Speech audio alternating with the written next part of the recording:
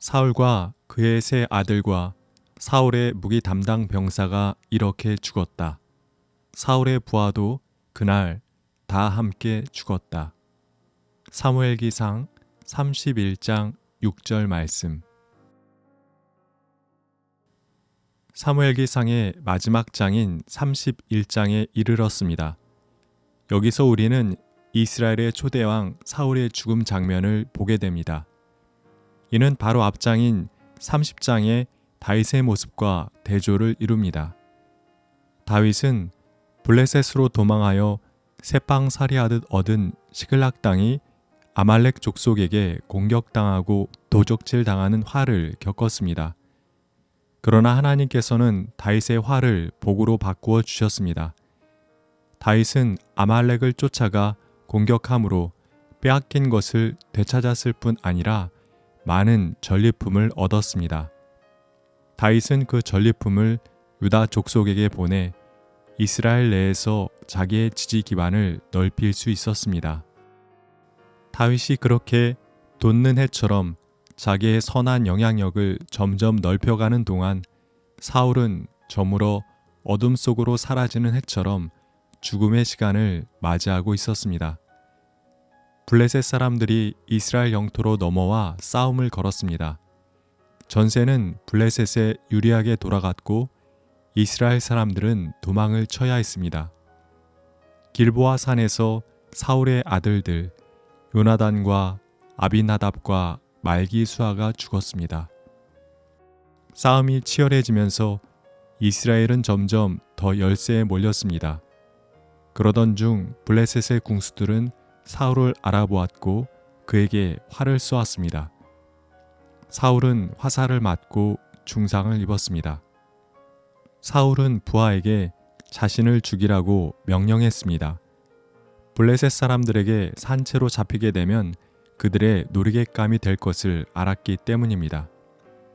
그러나 부하는 차마 그 명령을 수행할 수 없었습니다.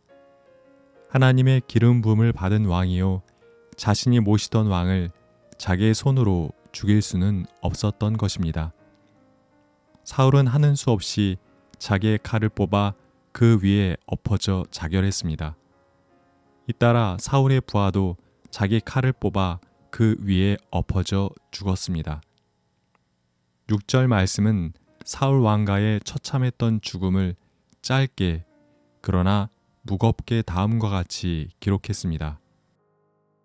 사울과 그의 세 아들과 사울의 무기 담당 병사가 이렇게 죽었다.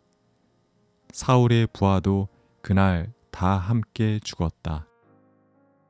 키가 크고 잘생겼던 왕, 처음에는 수줍고 겸손했던 왕, 연약한 부족의 어려움도 자기의 어려움으로 받아들이고 온 족속을 규합해 그 부족을 어려움에서 구했던 왕, 많은 전쟁을 승리로 이끌었던 왕, 그러나 미움과 시기와 두려움에 사로잡혀 하나님이 바라시는 길이 아니라 자기의 감정에 이끌려 그릇된 길을 갔던 왕.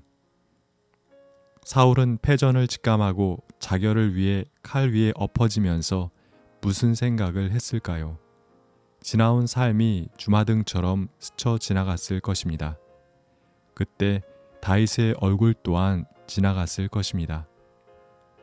어찌 보면 사울의 이런 비참한 최후는 선지자 사무엘을 통해 예언된 말씀, 사울과 사울의 자식들이 죽게 될 것이며 이스라엘 군대도 블레셋에 넘어갈 것이다 라는 말씀이 이루어진 것일 수도 있지만 사울 자신이 자초한 것이었습니다. 다윗이 사울 곁을 계속해서 지키고 있었다면 블레셋 최고의 장수였던 골리앗을 쓰러뜨린 다윗, 자기의 사위요 이스라엘의 군장관이요 아들 요나단의 둘도 없는 친구인 다윗이 곁에 남아 있었다면, 자신이 다윗을 쫓아내지만 않았다면 이런 비참한 최후는 맞지 않았을 것입니다. 그런데 사울의 죽음 이야기는 거기서 끝나지 않습니다. 블레셋 사람들이 사울의 시신을 발견하고 그의 목을 자르고 시신을 벳산 성벽에 매달아 두었습니다. 자기들의 승리를 자랑하는 한편 적장을 모욕하고 적국 이스라엘에게 패배감과 두려움을 가져다 주기 위한 조치였습니다. 전쟁이 벌어졌던 지역의 이스라엘 주민들은 그 기세에 짓눌려 성과 마을을 버리고 피난을 갔습니다. 그러나 사울의 죽음 소식을 들은 길앗 야베스 주민들은 사람들을 모집해 사울과 그 아들들의 시신을 모셔오기로 작정했습니다. 그들은 말 그대로 목숨을 걸었던 것입니다. 길앗 야베스 사람들은 밤새도록 걸어 벳산까지 와서 사울의 죽음과 그 아들들의 시신을 성벽에서 내려가지고 길앗 야베스로 돌아가 그 죽음을 모두 화장하고 장사 지냈습니다. 길앗 야베스 사람들은 사울 왕에 의해 구원을 받은 적이 있습니다. 암몬 족속이 길앗 야베스를 공격해 왔을 때 사울이 앞장서 그들을 구원해 주었습니다. 사울의 비참한 죽음이 그가 뿌린 대로 거둔 것이었듯이 죽음 이후에 목숨을 건 장엄한 장례 또한 사울이 뿌린 대로 거둔 것이었습니다. 한 사람의 생애에는 명과 암이 있습니다. 밝음만 있는 사람도 없고 어둠만 있는 사람도 없습니다. 그 둘이 갈마들어 있습니다. 그런데 분명한 것은 밝음도 뿌린 만큼 그에게로 돌아가고 어둠 또한 그가 뿌린 만큼 그에게로 돌아간다는 것입니다. 우리 하루하루의 삶이 어둠보다는 빛을 많이 뿌리는 삶이기를, 그래서 언제인지는 모르나 생을 갈무리하는 그날 어둠보다는 빛을 많이 거두어드리는 삶이기를 바랍니다. 주님, 오늘 말씀을 통해 우리가 날마다 주변에 무엇을 뿌리며 살고 있는가를 돌아보게 하시니 감사합니다. 내가 뿌린 것은 반드시 내게로 되돌아온다는 준엄한 사실을 잊지 않게 해 주십시오.